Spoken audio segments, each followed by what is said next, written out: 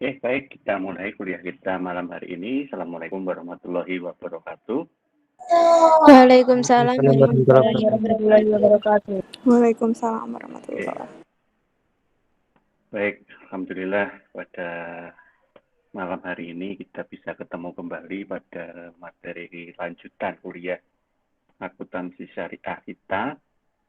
Yang sebagaimana minggu lalu saya sampaikan, hari ini insya Allah kita akan membahas terkait dengan PSAK syariah. Saya berharap semoga di dekat kalian, di depan kalian, ada materi PSAK yang bisa kalian pakai untuk referensi. Jadi kalau nggak ada ya nanti tak kirimi yang soft copy ya. Cuman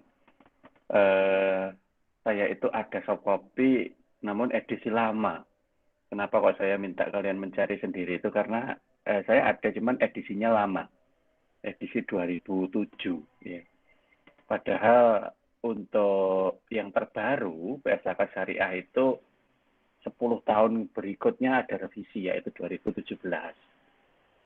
Nah, yang akan saya pakai untuk referensi di slide itu nanti adalah yang 2017. Slide-nya seperti yang saya kirimkan di grup tadi. Namun saya belum mendapatkan soft copy-nya untuk yang 2017. Adanya hard copy gitu. Karena kalau dipakai untuk ngajar memang saya pakai yang hard copy itu. PSAK terkait dengan akuntansi syariah.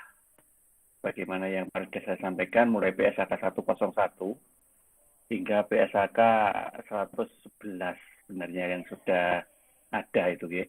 Cuman kita tidak akan membahas semuanya karena waktunya nggak memungkinkan. Kita ambil beberapa PSAK yang relevan dengan berbagai macam produk, prinsip maupun akad transaksi syariah yang kemarin kita bahas. Untuk mengantar awalnya kita akan mencoba memahami terkait dengan PSAK 101 yang mana berisi tentang penyajian laporan keuangan syariah.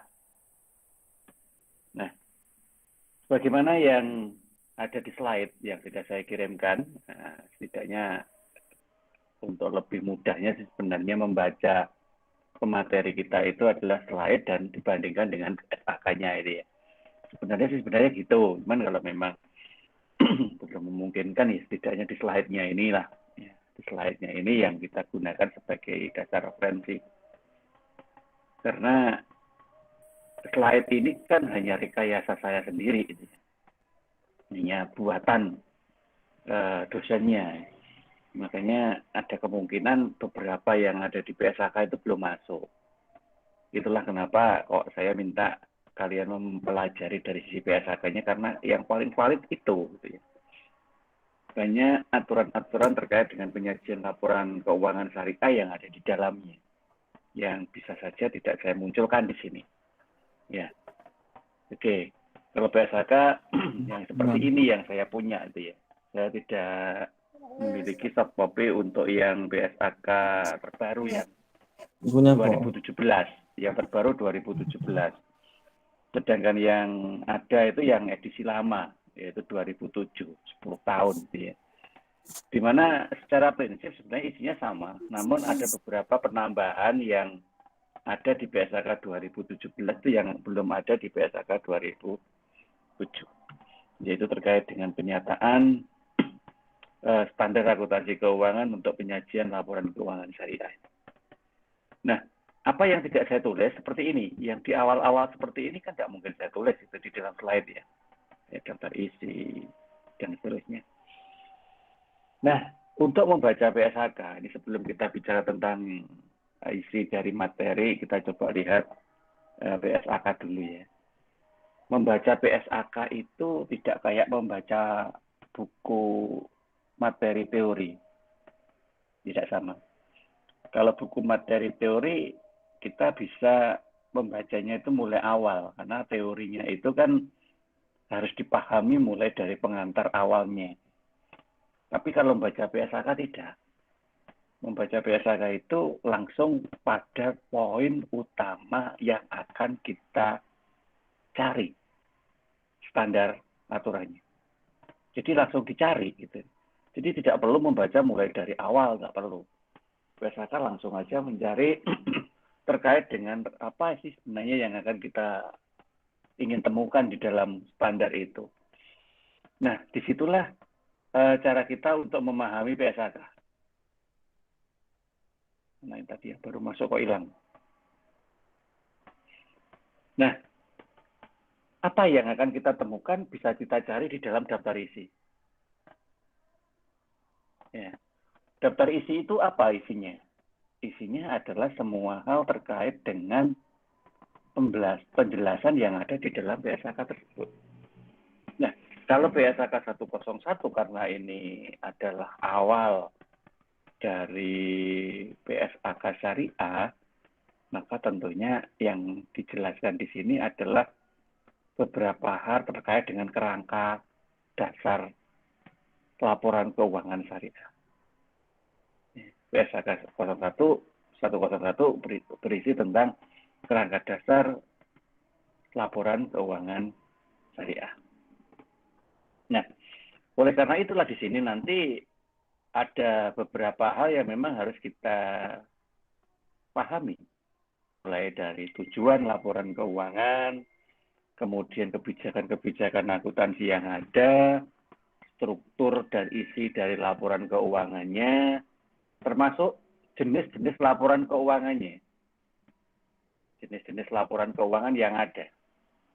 Ya, kalau selama ini kita mengetahui laporan keuangan itu ada 5, maka di sini nanti akan bertambah. Laporan keuangan di akuntansi syariah itu lebih dari 5. Coba kita lihat. Yang pertama adalah neraca. Ini saya tidak membacakan apa yang ada di dalamnya loh ya. Nah, karena saya asumsikan nanti kalian bisa lihat sendiri. Yang kedua adalah laporan laba rugi. Ya. Jadi ketika saya bicara neraca, paling enggak kalian sudah berpikir, oh neraca itu yang itu. laporan laba rugi itu seperti itu. Nah, kemudian laporan perubahan ekuitas, 3. Ya. Kemudian laporan arus kas, 4. Nah, biasanya setelah ini kan catatan atas laporan keuangan.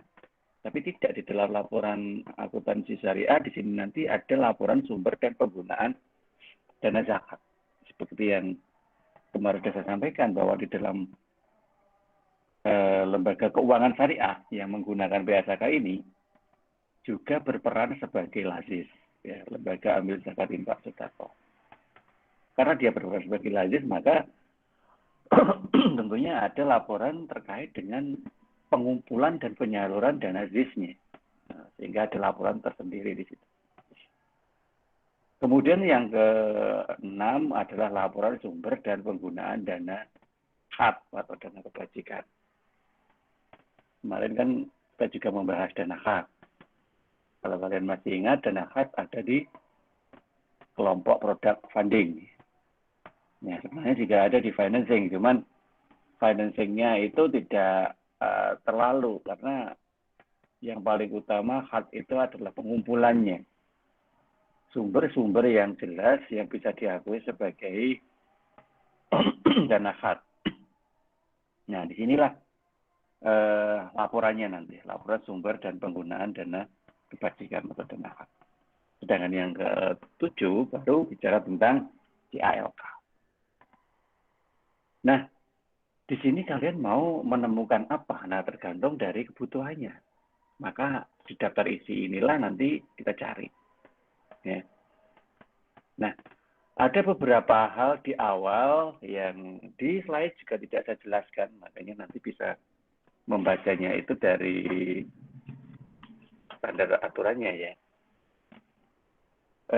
Di dalam PSAK, oke, sebelum kita bicara tentang isi, kita lihat aja dulu strukturnya. Bagi yang sudah pernah menggunakan PSAK mestinya paham.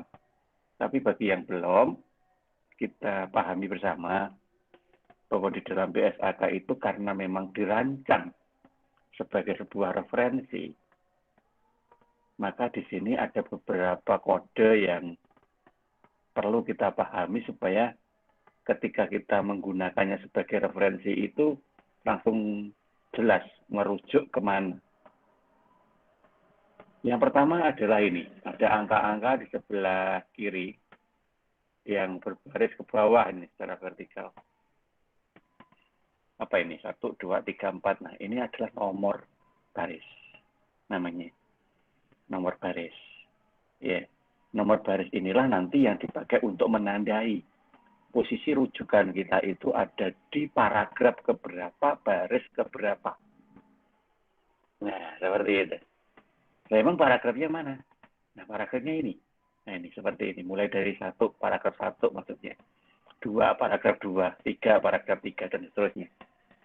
Nah, sehingga paragraf 1 itu mulai baris ke-17 sampai baris ke-25.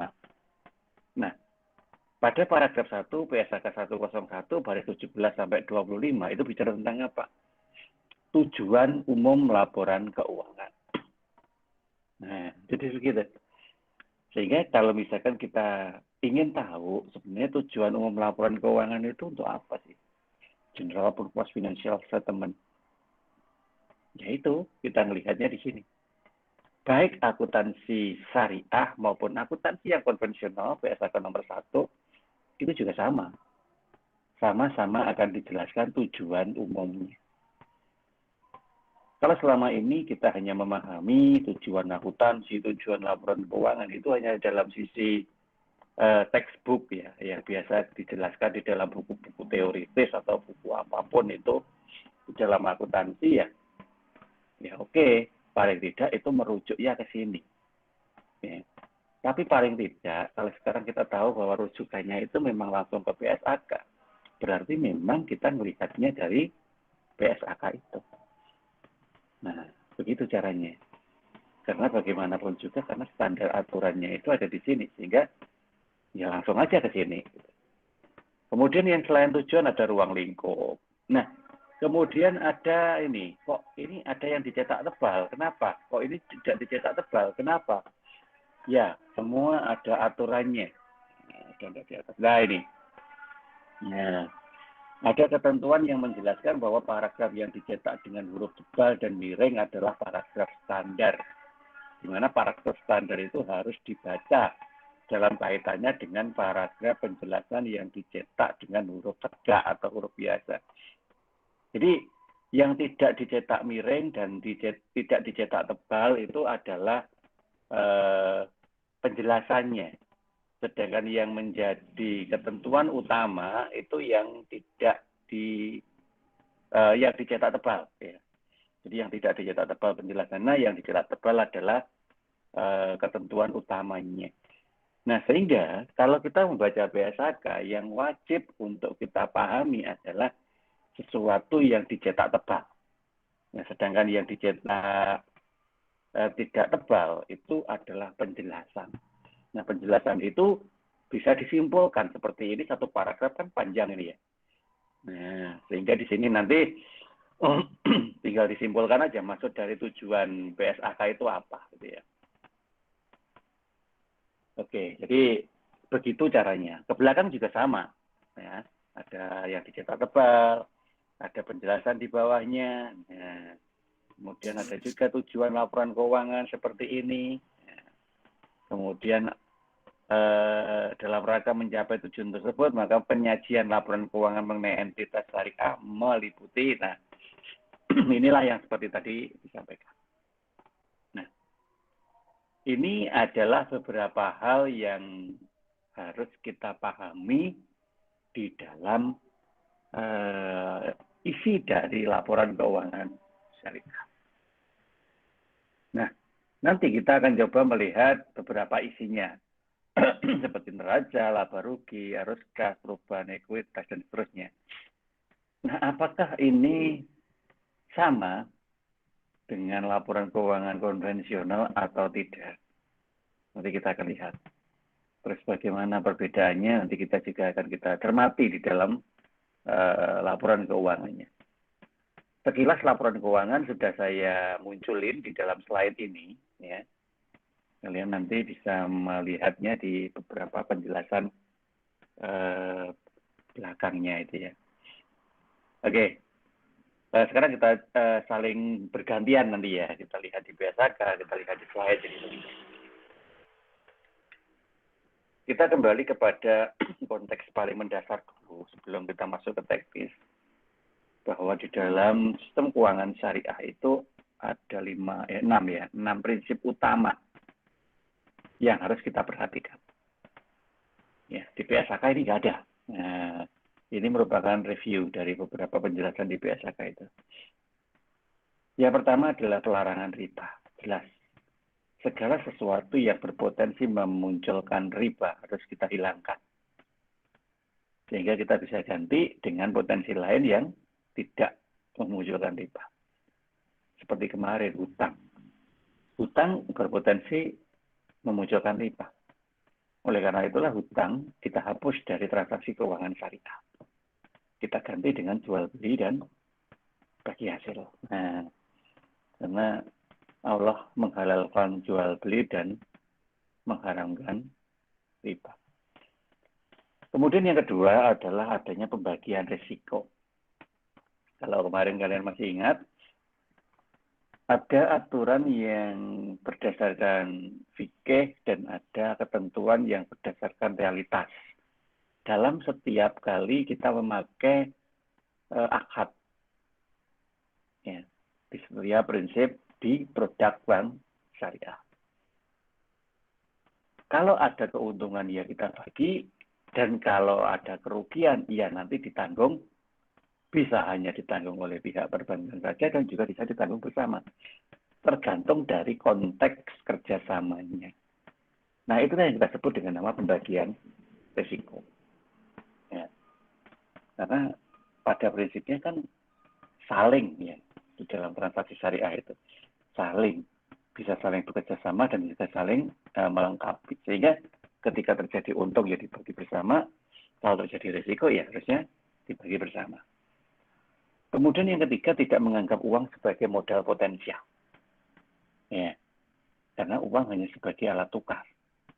Oleh karena itulah, di dalam transaksi syariah, mulai dari teoritisnya kemarin, kita tidak pernah mendefinisikan uang itu sebagai suatu hal yang sangat potensial di dalam transaksi. Uang hanya sebagai sebuah satuan hitung, ya, untuk merepresentasikan nilai. Sehingga di situ tidak akan sama pemahamannya dengan uang dalam konteks transaksi konvensional. Yang memang di situ menganggap bahwa uang itu menjadi orientasi. Ya. Nah, sehingga di sini tidak ada. Kemudian yang keempat adalah larangan melakukan kegiatan spekulatif kemarin itu. Jadi tidak diizinkan aspek-aspek spekulasi. Sehingga segala sesuatu yang berpotensi menghasilkan spekulasi itu dihapus. Contohnya tentang investasi. Contohnya tentang nilai waktu uang. Nah, sehingga hal tersebut tidak lagi terjadi di dalam transaksi syariah. Bahasanya itu adalah menjaga kesucian kontraknya. Ya, bahasanya sih begitu. Suci itu yang gimana? Suci itu apabila nilai syariah benar-benar bisa dimunculkan di dalam transaksi itu. Nah, sehingga segala sesuatu yang ada di dalam aktivitas tersebut harus sesuai dengan prinsip syariah. Nah, inilah yang terjadi pada konteks keuangan syariah yang memang beda ya dengan konvensional. Nah, konteks tersebut tentunya berimplikasi kepada transaksi syariahnya. Ketika syariah sudah berada di konteks transaksional, nah ini yang bahaya. Kadang kita terjebak untuk menyamakan dengan transaksi konvensional.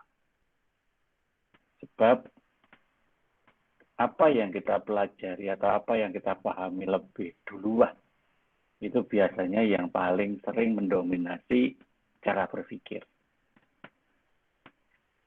Ketika kita bicara transaksi, yang kita pahami duluan adalah sebuah aktivitas bisnis, adalah sebuah aktivitas usaha. Yang mana pengetahuan paling awal memahamkan transaksi itu sebagai suatu cara untuk berinteraksi dalam rangka memperoleh keuntungan. Itu yang paling utama dari situ, ya, dipahaminya. Sehingga ketika akan kita kaitkan dengan aspek syariat, itu wajib hati-hati. Makanya di sini kita mulai dari pemahaman kembali terkait dengan syariat. Walaupun kemarin sudah kita bahas setengah semester ya. Yaitu merupakan sebuah ketentuan hukum Islam yang mengatur aktivitas umat manusia yang berisi perintah dan larangan. Karena memang syariah itu aturan terkait dengan muamalah. Kalau kalian masih ingat juga bahwa di dalam muamalah itu semua diizinkan oleh Allah, kecuali yang dilarang. Makanya kita harus benar-benar tahu aspek-aspek yang dilarang itu adalah bentuk interaksi manusia terkait dengan perintahnya Tuhan. Ketika manusia itu bisa berinteraksi dengan memahami perintah, maka disitulah berarti ada ketundukan, ada kepatuhan terkait dengan apa yang tidak diizinkan dalam muamalah. Nah, dan itu semua tidak hanya mencakup satu bagian, jadi harus masuk ke dalam seluruh bagian dalam konteks keberagaman sebagai seorang stakeholder. Ya. Lah, sehingga tidak bisa kita hanya mengatakan yang harus mematuhi hanya pihak tertentu saja, tidak. Karena semua pihak yang sudah sepakat menjalankan transaksi berbasis syariah berarti harus mengikuti ketentuan umum dalam azas transaksi syariah. Apa itu azasnya? Ya ini. Ada beberapa prinsip. Yang pertama adalah ukhuwah, ya, atau persaudaraan. Yang kedua adalah atau keadilan. Kemudian maslahah atau kemaslahatan, tawazun, keseimbangan, dan syumuliyah atau universalisme atau secara umum lah. Prinsip yang umum terjadi. Nah, ini adalah beberapa hal terkait dengan konteks transaksi syariah yang memang menjadi sebuah azas yang harus kita jalankan. Nah, ketika azas itu memang sudah mulai kita lakukan, kita pahami, maka akan muncul sebuah karakteristik di dalamnya. Ya, muncul sebuah karakteristik. Karakteristiknya itu apa? Saling meridhoi. Ya.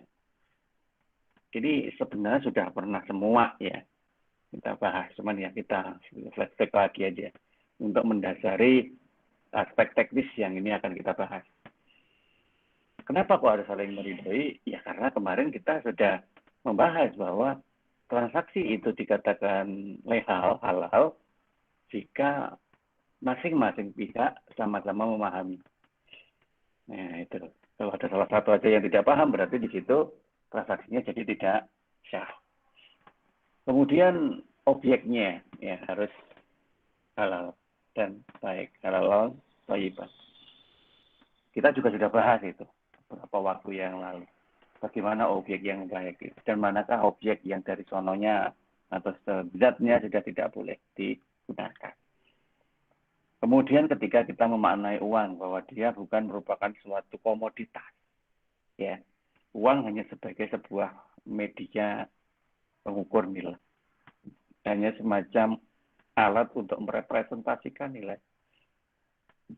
Kalau hanya merepresentasikan nilai, berarti dia hanya mewakili sebuah bentuk dan bukan menjadi sebuah bentuk yang bisa ditransaksikan. Tidak seperti di konvensi. Yang uang aja bisa ditransaksikan. Uang ditransaksikan dengan uang. Dan kemudian diturunkan lagi menjadi bentuk-bentuk yang lain. Ya, sampai dengan unsur terkecil yang intangible, yaitu kripto. Nah, disinilah konteks yang sangat beda. Gitu ya. Karena kita memandang apa yang kita representasikan dengan uang itu hanya berupa sebuah materi. Di mana materi itu tidak boleh mengandung unsur-unsur ini. Kezaliman, maisyiran, khohor dan haram. Konteks ini dilarang gitu ya. Karena ketika nanti itu muncul, maka unsur riba kembali muncul juga. Sebenarnya secara prinsip itu sudah benar gitu ya.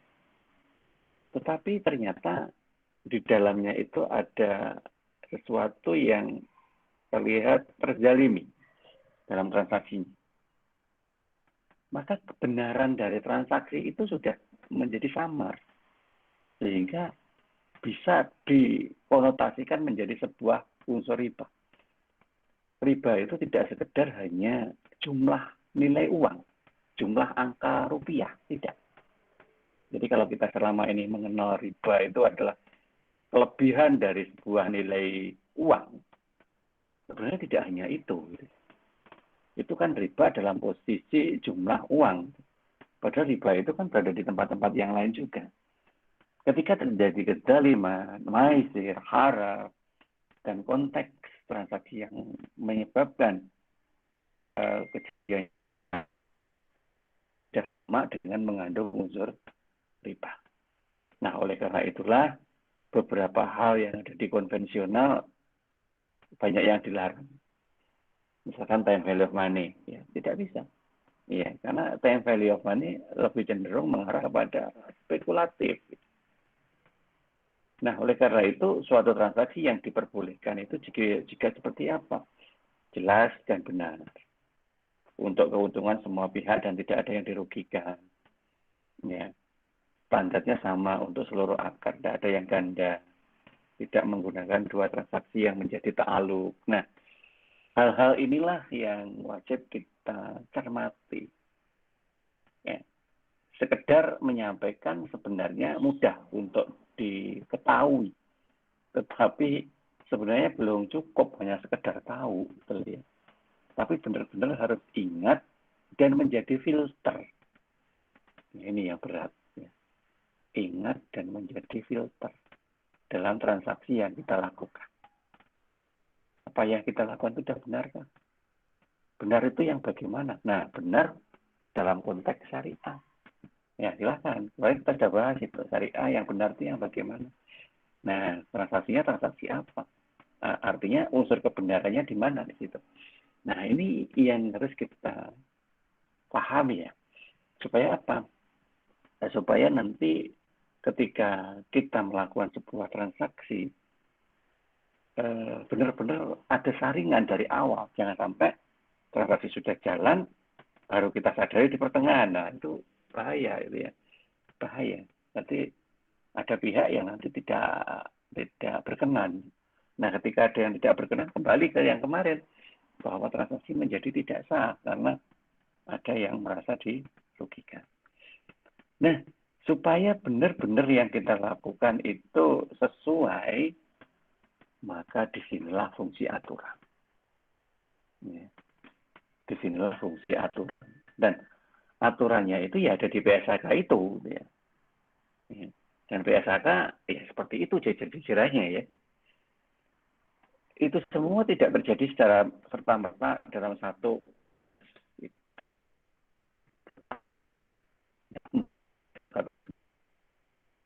bareng gitu, tidak mungkin. Ya. PSAK itu muncul secara tahap. Artinya PSAK syariah itu sebenarnya yang pertama kali ada adalah PSAK nomor 59 ini. Sendirian. Jadi semua transaksi yang ada itu tercover menjadi satu di ya.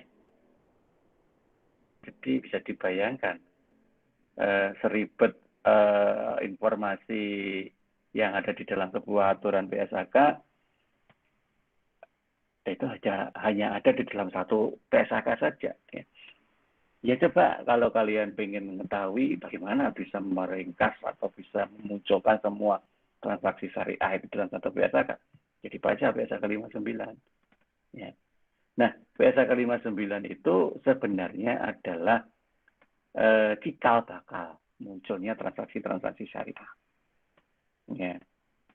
Karena waktu itu perbankan syariah itu sudah jalan, tetapi PSAK-nya masih menggunakan PSAK akuntansi perbankan konvensional.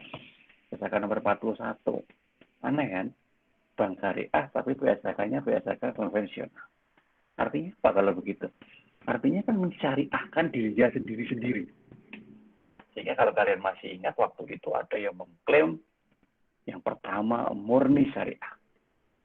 Ya, ada yang mempunyai kredo seperti itu. Nah, saat ini dia nggak berani lagi pakai, jadi ubah. Nah, karena apa? Karena masing-masing menganggap bahwa unsur syariahnya itu nggak sama, gitu ya. Ada yang merasa paling syariah, ada yang merasa belajar untuk syariah, dan ada yang merasa sudah menjalankan aspek syariah. Waktu itu begitu.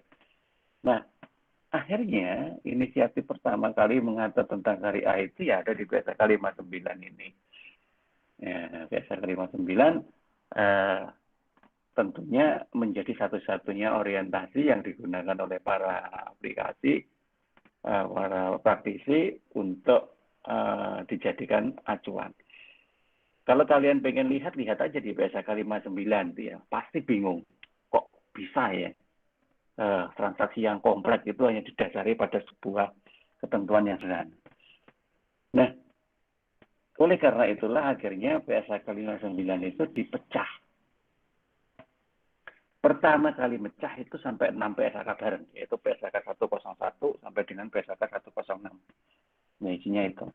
Karena memang mayoritas yang menjadi basis transaksi syariah itu adalah BSAK itu.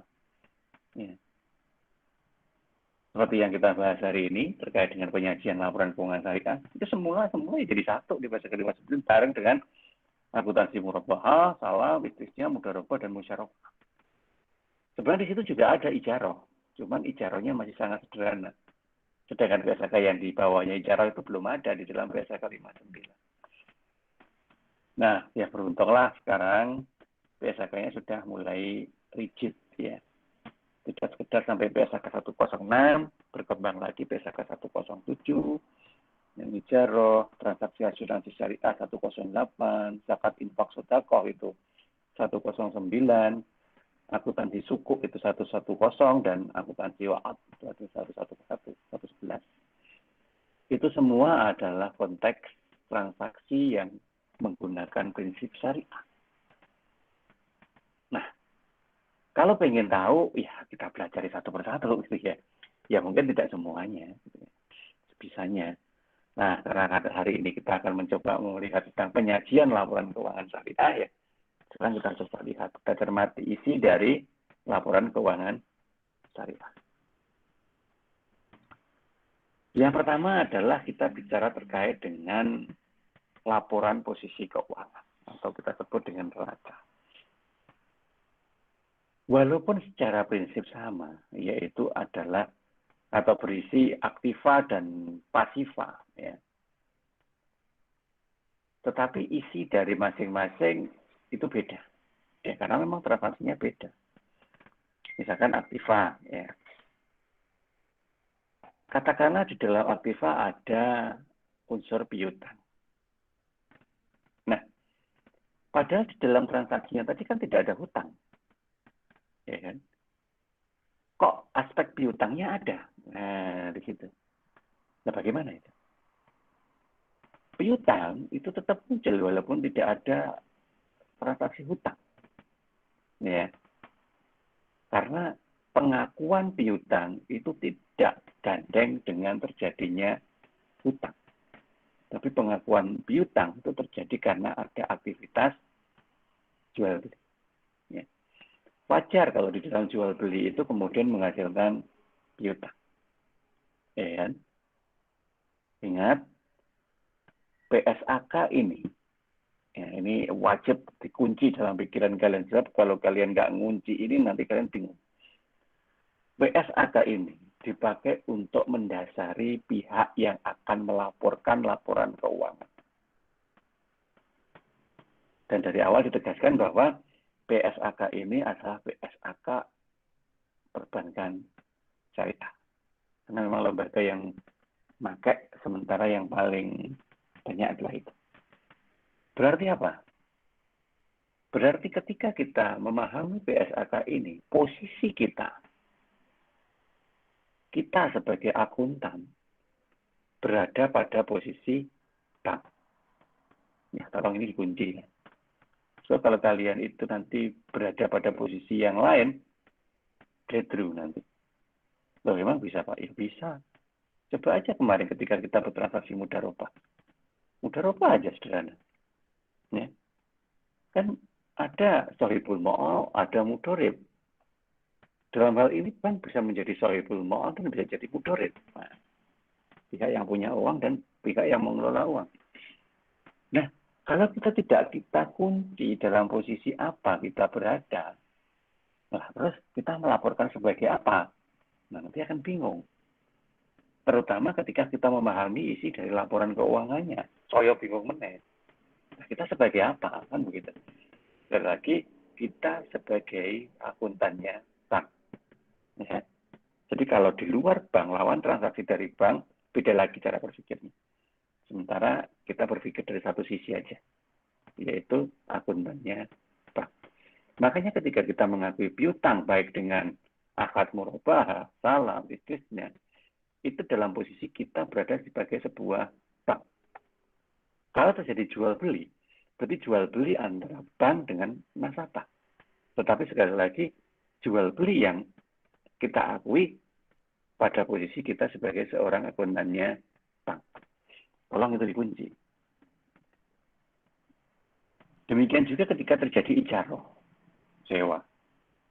Ya, maka dia menggunakan prinsip ujroh kemarin, sewa menyewa itu. Akadnya adalah ijaroh. Bagi hasil juga begitu. Bagi hasil itu sebenarnya adalah prinsip investasi. Ya, dengan akad mudharabah ataupun musyarah. Nah, itu semua masuk ke dalam aktiva. Sehingga kalau kita cermati, sebenarnya tidak jauh beda dengan isi aktiva di konvensional. Hampir sama. Cuman hal-hal yang di dalam syariah itu dianggap sebagai potensi riba itu dihapus. Ini. Oke, kemudian ditambah dengan pinjaman hard. Walaupun hard itu sebenarnya bisa jadi tidak masuk di neraca ya, terlaporkan terpisah. Pasifa juga begitu, ada kewajiban. Tapi kewajiban itu sekali lagi tidak diakui sebagai hutang. Karena memang tidak ada hutang. Tapi diakui sebagai apa? Misalkan diakui sebagai dana pihak ketiga. Ya, berbentuk tabungan, giro, deposito. Ya, dengan prinsip wadiah misalkan. Atau prinsip mudharabah, apapun itu. Nah, tetapi pengakuannya adalah seperti itu. Nah, kemudian bagian posisi modal gimana? Sekali lagi, dalam konteks ini, kita tidak mengakui adanya modal. Ya. Karena kalau kita bicara modal, berarti kita menganggap ada kepemilikan tetap yang dimiliki oleh sebuah lembaga. Padahal di dalam pemahaman di prinsip syariah, tidak ada sesuatu yang tetap. Tidak ada sesuatu yang abadi. Ya, semuanya adalah fana. Di mana dia bisa bergerak sewaktu-waktu karena memang bukan milik kita. Nah, di sini. Refleksinya di sini. Sampai dengan pengakuan modal. Ketika di dalam konvensional mengaku bahwa modal itu adalah milik, ya, berarti ya 100% mutlak bahwa yang ada di dalam modal itu adalah punya pemilik usaha. Tidak ada yang lain. Punyanya pemilik usaha, sehingga mutlak diakui itu adalah kepemilikan pribadi atau kelompok. Tapi sekali lagi di dalam syariah kan tidak ada ajaran seperti itu. Bahwa semua yang ada di dunia ini adalah fana. Kalaupun memang saat ini kita miliki itu berarti ya memang masih sementara dititipkan. Dan suatu saat akan pindah. Ya. Nah, oleh karena itu tidak boleh itu diakui sebagai milik. Nah, sebagai gantinya apa? Ya kita diakui sebagai temporer, sementara waktu. Dan uang atau dana yang ada disebut dengan nama dana sirkah.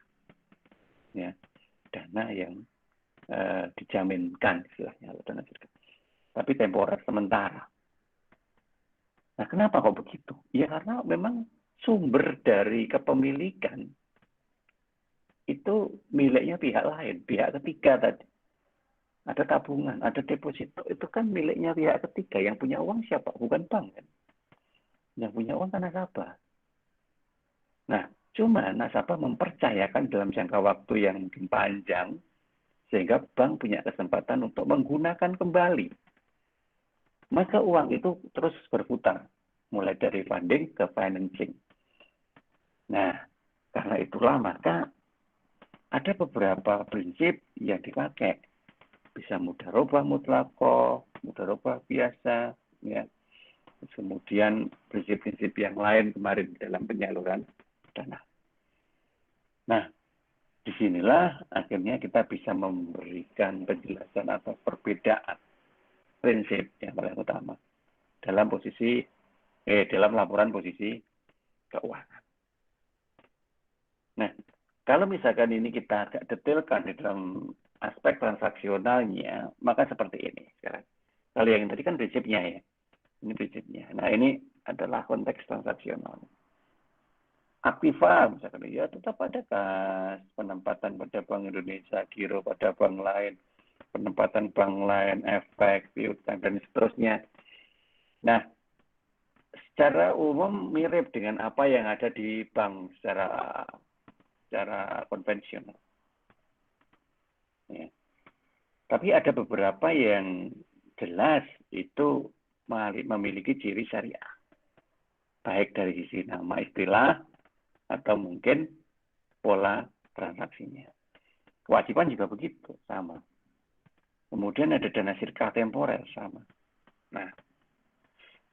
Nah, sekarang apakah benar modal itu masuk semua ke dalam sirkah temporer? Kalau memang sementara belum ada kepemilikan yang diterima oleh bank atas hasil investasinya, maka semuanya temporer. Nah, hasil usaha oleh pendapatan kita akui sebagai modal. Benar-benar modal dalam konteks yang sama dengan yang ada di konvensional. Nah, kalau sudah seperti itu gimana? Nah, pada konteks seperti itu barulah kita menganggap itu ada ekuitas. Tapi sekali lagi, prinsip utama yang dipakai untuk mengakui modal tidak sama dengan konvensional yang menganggap itu memang kepemilikan pribadi atau golongan secara penuh. Ya tetap aja itu hanya merupakan refleksi dari nilai. Ketika mengakui ada modal disetor, kemudian ada tambahan modal disetor, terus mungkin laba ditahan, ya. Itu hanya refleksi dari nilai. Supaya mudah untuk bisa mengingat atau mudah untuk memahami dari mana sebenarnya sumber dari dana tersebut. Oke, sehingga refleksinya terkait dengan laporan laba rugi juga sama. Ya. Prinsipnya seperti ini. Ketika kita mengakui ada pendapatan, ya, maka pendapatan itu kita anggap sebagai sebuah hasil usaha bersama. Ya. Yang bisa saja terjadi karena jual beli atau jasa membagi hasil. Nah, sehingga nanti kita bisa menganggapnya seperti ini, bisa tulis terpisah nih. Misalkan pendapatan operasi utama, kemudian hak pihak ketiga atas bagi hasil, ya, pendapatan sebagai mudarat ditambah pendapatan lain, dikurangi beban, maka akan muncul laba rugi. Profesi sama, ya. Sama. Cuman sumber transaksinya berbeda. Nah, inilah nanti yang wajib kita, ya walaupun belum membuat ya, karena kita belum berada di situ. Tapi setidaknya ketika membaca transaksi laporan keuangan di lembaga keuangan syariah, itu bisa memahami. Ya.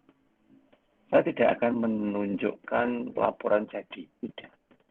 Karena laporan bank syariah satu dengan yang lain itu beda-beda. Kalau bicara produk jadinya, ya. Memang transaksinya macam-macam, beda-beda juga. Tetapi yang tidak bisa ditinggalkan adalah transaksi utama. Makanya ketika kita mencermati laporan keuangannya, ya kita lihat di dalam transaksi laporan keuangan yang utama. Nah, dari beberapa laporan keuangan ini seandainya kita lihat di PSAK ada di mana? Nah, ini kan tadi sudah dirinci ya. Ada beberapa jenis laporan itu. Nah, kalau misalkan kita akan mempelajari lagi lebih jauh terkait dengan bagaimana kita mengakui transaksi di dalam laporan masing-masing, yang akan dibaca-baca ini.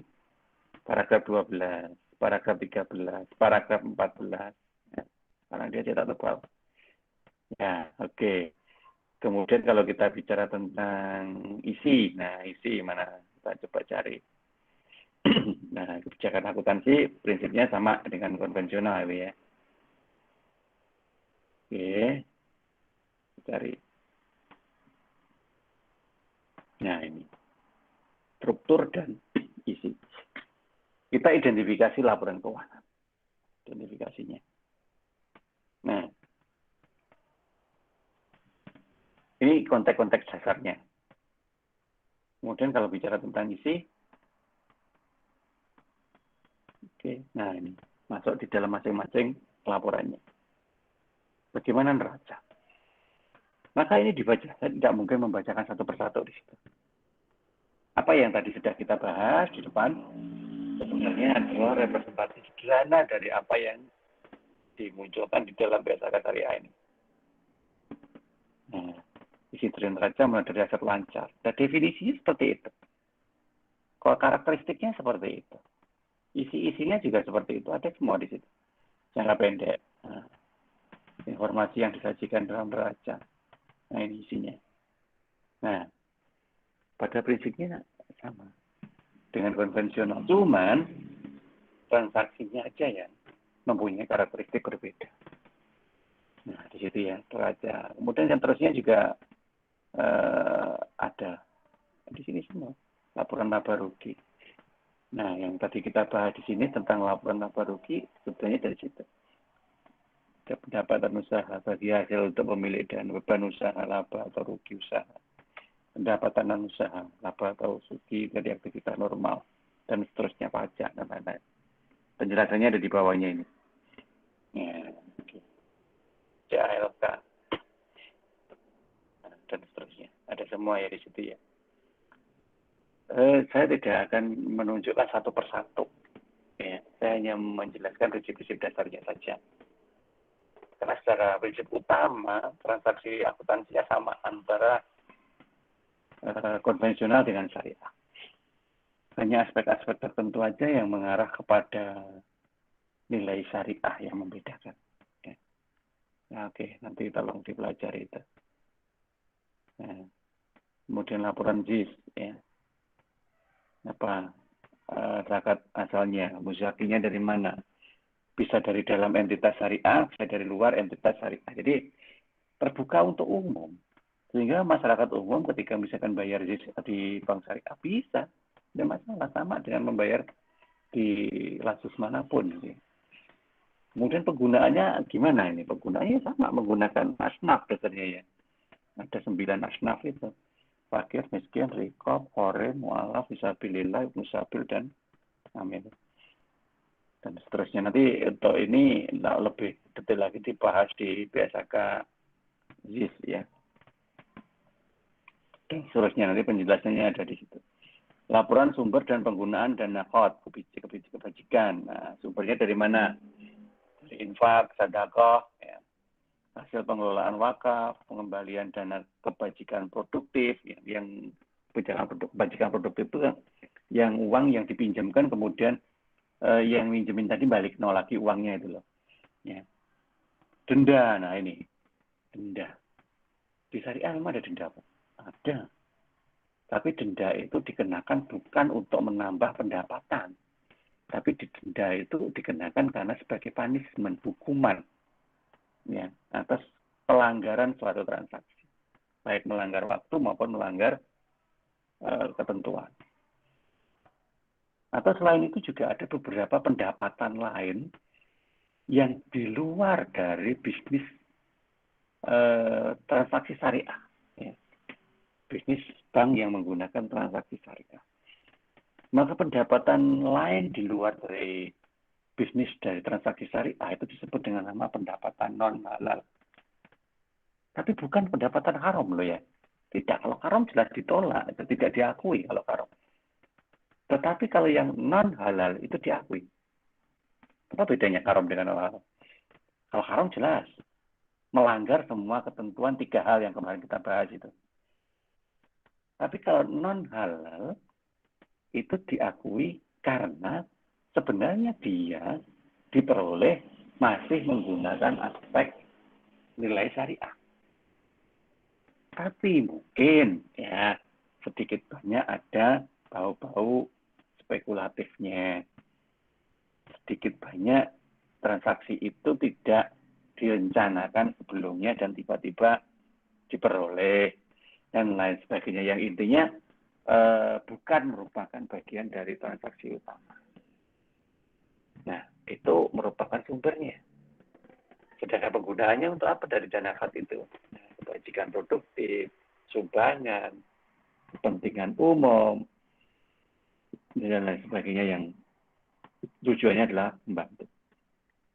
Nah, ini semuanya dilaporkan di dalam laporan sumber dan penggunaan. Dan yang terakhir adalah JLK. Secara prinsip sama JLK itu. Menjelaskan semua aspek dalam pencatatan transaksi syariah dan laporan keuangan syariah itu sampai dengan kebijakan akuntansi yang digunakan. Nah, intinya itu. Seandainya itu disusun menjadi sebuah penjelasan di dalam slide ini, ya ada di sini semua. Nah, penyajian laporan keuangan. Perbedaannya, nah ini jelas ya. Kalau tadi saya katakan ada 7 transaksi laporan keuangan syariah, raja, laba rugi, arus kas, perubahan ekuitas, perubahan dana investasi terikat, sumber dan penggunaan dana JIS dan CLK. Nah, di sini ada tambahan ini. Ya. Laporan rekonsiliasi pendapatan bagi hasil dan bagi hasil. Ya. Laporan sumber dan penggunaan dana hak. Nah, sehingga kalau lengkap, menurut PSAK 101, kalau mau lengkap ya, seperti yang ada di sini tadi, ya, sampai dengan CALK ini, maka ada 9 laporan keuangan yang didasari dari PSAK 101. Ada 9 laporan keuangan. Loh, kok lebih banyak? Iya, karena memang ada beberapa informasi yang ketika dilaporkan di dalam konvensional digabung di dalam transaksi syariah itu harus dipisah. Karena secara kelayakan tidak bisa untuk digabung. Ya. Nah, ini penyebabnya. Oke, yang lain sifatnya adalah penjelasan-penjelasan tambahan, gitu. Insya Allah itu dibaca sendiri bisa. Gitu. Perbedaan PSAK 59 dan PSAK syariah yang tadi sudah saya jelaskan. Bahwa PSAK syariah itu adalah penyempurnaan ya. Karena kalau PSAK 59 digabung, dalam syariah ada dipecah-pecah sehingga lebih khusus, lebih kompleks yang bisa dijelaskan dalam satu nomor PSAK. Kemudian asumsi dasar yang tadi di PSAK juga sudah kita bahas terkait dengan beberapa asumsi dasarnya ya. Secara prinsip asumsi dasarnya itu mirip. Ya, ada accrual basis, ada cash basis, ada going concern. Ya. Nah, yang mana itu bisa digunakan dalam penyusunan laporan keuangan.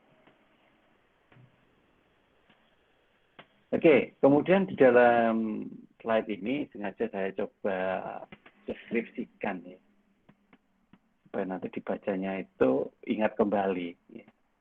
Kalau dalam bentuknya saja neraca seperti yang tadi saya sampaikan, kayaknya bingung sih kalau dibaca lagi.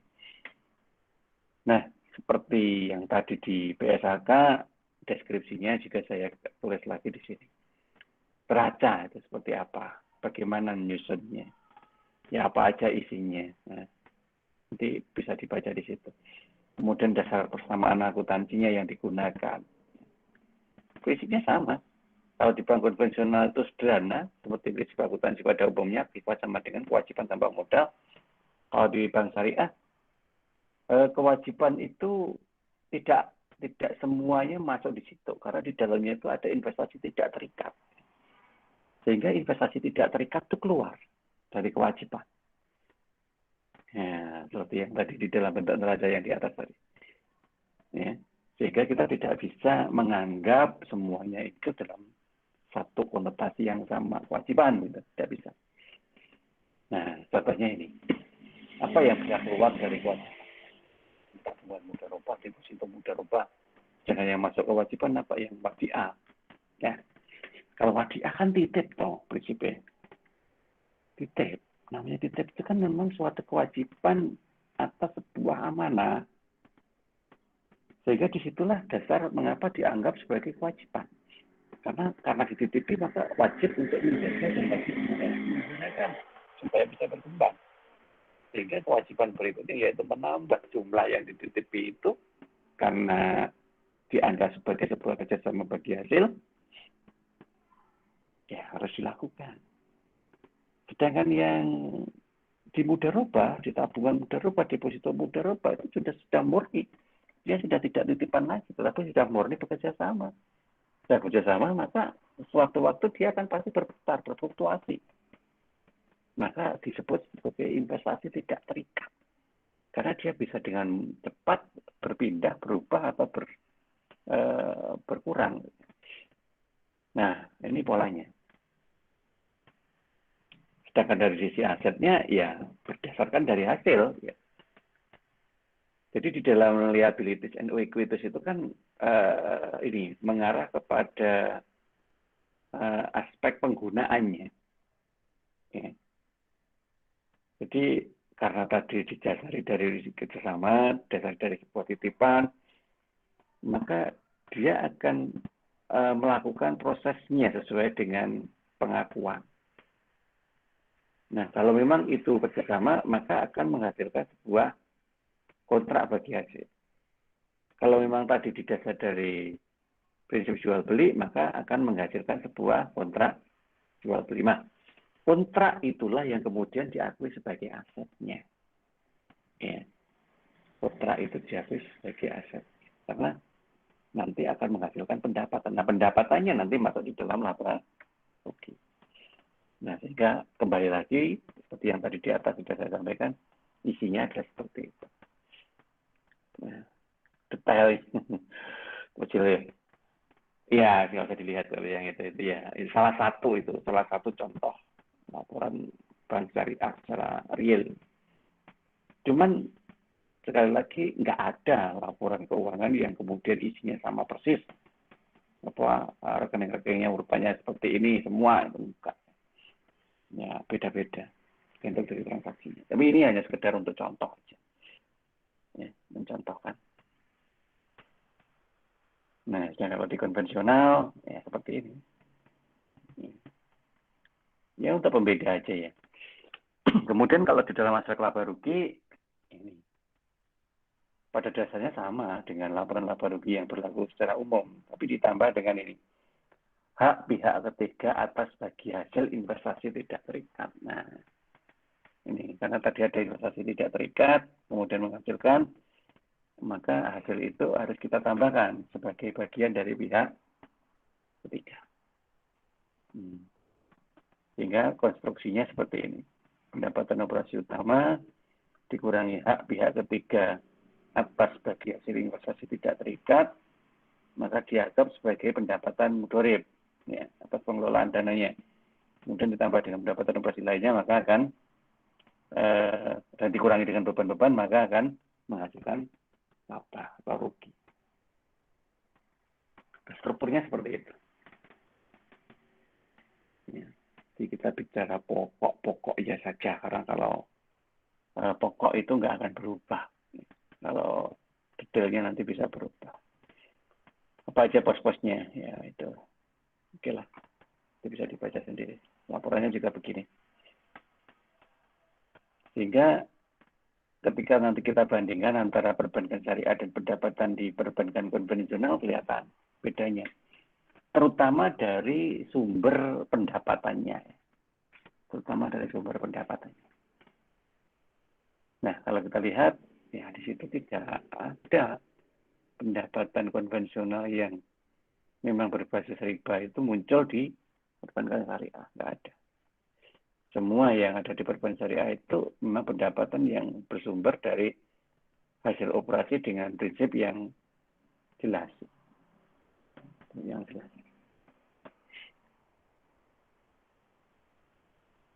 Oke. Terus ini laporannya bagaimana untuk ini? Laporan arus gas, kemudian laporan perubahan ekuitas. Nah, khusus untuk dua pola laporan itu sama dengan konvensional. Laporan arus gas sama dengan ketentuan di PSAK nomor 2. Sama juga dengan laporan arus gas PSAK 31 perbankan konvensional. Sama. Karena di dalam laporan arus gas itu hanya refleksi dari distribusi posisi kas. Jadi tidak ada prinsip dasar dari operasional di situ. Tidak ada. Dia hanya memunculkan informasi saja. Nah, karena hanya memunculkan informasi, maka tidak perlu ada prinsip syariah. Ya, sama, tidak apa-apa. Karena hanya memunculkan informasi. Perubahan ekuitas juga begitu. Sesuai dengan PSAK nomor 1. Karena hanya memunculkan informasi bahwa ada ekuitas awal, kemudian ekuitas itu digunakan untuk apa, menghasilkan apa, ditambahi beberapa ekuitas yang lain, menghasilkan ekuitas akhir atau modal akhir. Jadi hanya informatif saja. Nah, kemudian yang laporan yang tidak ada di dalam akuntansi konvensional, itu bagaimana penjelasannya? Contohnya ini, laporan perubahan dana investasi terikat. Paling tidak kita harus pahami dulu. Ya. Investasi terikat, dana investasi terikat, dan dana investasi tidak terikat. Tadi. Ya. Nah, aspek yang membedakan antara dana investasi terikat dan yang tidak terikat itu berdasarkan dari sumber dana. Ya, sumber dana objek investasinya. Makanya kita harus pisahkan itu. Ini. Komponen di dalam laporan perubahan investasi terikat terdiri dari beberapa hal ini. Yang pertama adalah saldo awal dana investasi terikat. Ya, nanti bisa disajikan pada setiap jenis investasi dan sesuai dengan nilainya per unit. Kemudian dana yang diterima dan unit investasi yang diterbitkan, penarikan atau pembelian kembali unit investasinya, keuntungan atau kerugiannya, bagian hasil milik bank dari keuntungan investasi terikat ketika bank menjadi mudharib ya, atau imbalan kalau bank sebagai perantara. Kemudian beban administrasi dan beban tidak langsung saldo akhir. Nah, konteksnya seperti itu. Sebentar. Nah. Dan pengertiannya seperti ini. Balik ini pengertiannya kok dijelaskan di belakang tadi ya. Investasi terikat adalah investasi yang bersumber dari pemilik dana investasi terikat yang dikelola oleh bank sebagai manajer investasi berdasarkan akad mudharabah atau agen investasi. Jadi siapa pemiliknya? Nasabah. Ya. Jadi uang-uang yang ditaruh nasabah dan segala macam bentuk produknya itu adalah sumber dari investasi terikat. Nah, oleh karena itulah maka tidak boleh diakui sebagai aset. Ya. Bank tidak mempunyai hak untuk menggunakan atau mengeluarkan investasi tersebut. Dan bank tidak memiliki kewajiban membalikan atau menanggung risiko investasi. Nah, kalau begitu, jenis investasi terikat itu yang bersumber dari mana? Nah, itu. Jadi tidak semua dana yang ditaruh oleh nasabah ke bank itu adalah terikat. Makanya dikelompokkan jadi dua. Yang pertama terikat, yang kedua tidak terikat. Nah, seperti itu ya. Sehingga kalau yang terikat tadi, yang bersumber dari pemilik dana investasi terikat yang dikelola oleh bank sebagai manajer. Jadi ada suatu perjanjian bahwa investasi itu rata-rata berada di bank dalam waktu yang panjang. Ya, misal deposito yang berjangkanya lama.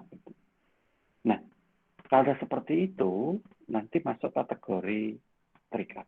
Ya. Sedangkan yang jangkanya pendek itu masuk kategori tidak terikat. Nah, tetapi bagaimanapun juga tidak bisa diakui sebagai aktiva. Karena itu bukan miliknya bank. Ya. Nah, itu lanjutannya ya. Pemilik investasinya siapa? Keuntungan atau kerugiannya bagaimana? Nanti bisa dibaca di situ. Itu adalah resume dari PSAK-nya. Nah, ketika bank bertindak sebagai manajer investasi seperti itu, hak dan kewajibannya sebagai agen investasi hanya seperti itu. Contoh aja ini ya. Itu contohnya dari hasil portofolio. Ya, ini memang nggak ada riwayat perhitungannya. Jadi, karena ini sifatnya hanya semacam informasi, ya langsung dimunculkan dalam sebuah urean atas laporan. Nah, ini adalah dana investasi terikat. Tetapi karena dana investasi terikat itu juga digunakan, akan terjadi yang namanya pergeseran jumlah. Sehingga mulai saldo awal hingga saldo akhir itu nanti ada riwayat di masing-masing portofolionya. Ya, ini disebut portofolio A, portofolio B dari perbandingan 2 tahun gitu ya. Nah, itu gambaran umum dulu aja. Kita belum mengarah ke hitung-hitungannya. Ya, ini gambaran umumnya. Terus kemudian rekonsiliasi pendapatan dan bagi hasilnya. Ya, ini strukturnya. Jadi strukturnya. Pendapatan operasi utamanya, kemudian ada beberapa aspek yang mengurangi, ada beberapa aspek yang menambah, hingga menghasilkan kas ya, yang menjadi pendapatan operasi utama. Nah, itu ilustrasinya seperti itu. Jadi mungkin ini akan dijelaskan dalam laporan tersendiri saja. Ini sekedar informasi dulu aja di sini ya, bahwa zakat, infak, sedekah adalah suatu produk ya, bisa menjadi suatu produk yang ada di dalam syariah. Sehingga kalau nanti harus melaporkan ya secara sederhana seperti inilah. Sumbernya dari zakat pemilik, nasabah, zakat yang lain. Ini baru zakatnya. Infak. Jadi zakat, infak, sedekah dilaporkan terpisah. Nggak boleh zakat digabung dengan infak, digabung dengan sedekah, kemudian digunakan untuk asnaf. Nggak boleh. Karena prinsip yang bisa digunakan untuk 9 asnaf itu ya zakat. Infak dan sedekah lebih bebas penggunaannya. Nah, zakat seperti yang tadi sudah disampaikan sekilas ya. Contohnya seperti ini, misalkan kalau dalam sebuah ilustrasinya, sumbernya dari itu, kemudian digunakan untuk itu. Nah, di sini tidak ada laba atau rugi. Ya. Istilahnya adalah kenaikan atau penurunan. Karena memang kita tidak mencari keuntungan di sini. Di sini hanya sekedar untuk bantuan. Bantuan kan tidak mungkin mencari keuntungan. Toh. ya hanya melihat bahwa dananya itu masih cukup atau habis. Kalau masih cukup berarti ada kenaikan. Kalau mulai habis sudah ada penurunan.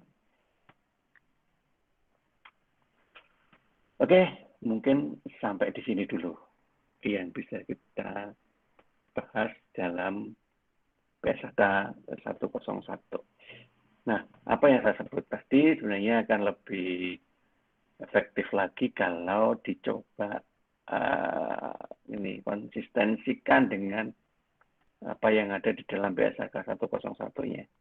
Ya. Nah, ini lampirannya. Terutama kalau masalah literasi ada di lampiran ini ya nanti ya.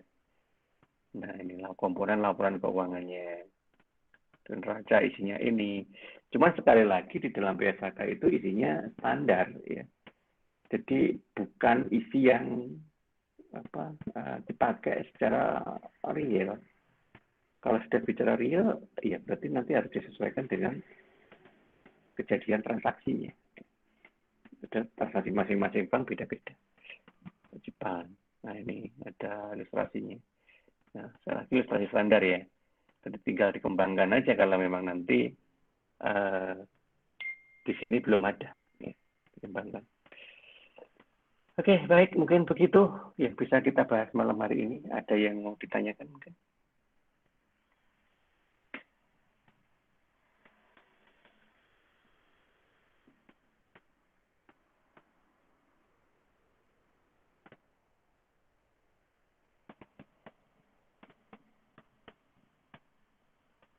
Jangan lupa absensi. Kalau tidak salah, absensinya tadi saya batasi hanya sampai jam 8:15 ya. Jadi sebelum batasnya berakhir, mohon melakukan absensi di Simpik.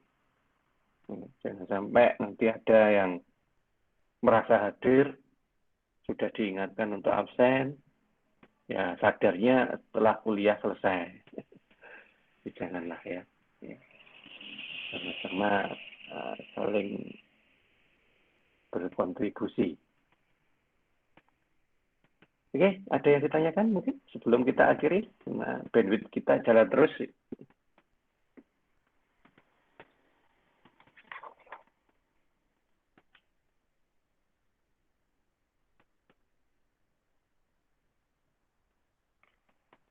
Oke, baik. Kalau memang tidak ada yang ditanyakan, sementara saya cukupkan sampai di sini dulu untuk kuliah malam hari ini terkait dengan PSAK 101.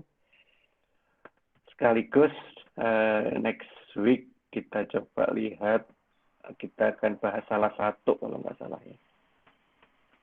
Salah satu dari PSAK. Oke, kita bicara tentang akuntansi murabaha. Oke.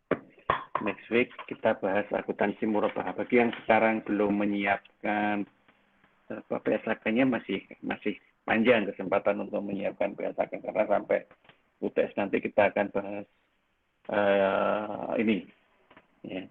Akuntansi murabaha PSAK 102 ya. Terus kemudian nanti kita akan bicara akuntansi mudharabah PSAK 105. Jadi saya tidak bisa mengurutkan ya. Nah, nanti saya hanya ambil yang poin-poin utama yang sering terjadi aja. Akuntansi musyarakah PSAK 106, akuntansi ZIS tadi PSAK 109, dan kalau masih ada sisa waktu nanti kita bahas salam.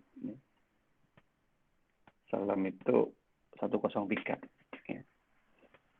Oke, itu yang bisa kita bahas pada kesempatan malam hari ini. Jika tidak ada yang ditanyakan, saya cukupkan sampai di sini dulu pembahasan kita. Insyaallah kita ketemu lagi minggu yang akan datang. Semoga apa yang kita bahas malam hari ini bermanfaat. Sementara saya akhiri dulu. Assalamualaikum warahmatullahi wabarakatuh. Waalaikumsalam warahmatullahi wabarakatuh. Waalaikumsalam warahmatullahi wabarakatuh. Oke, silakan Liv.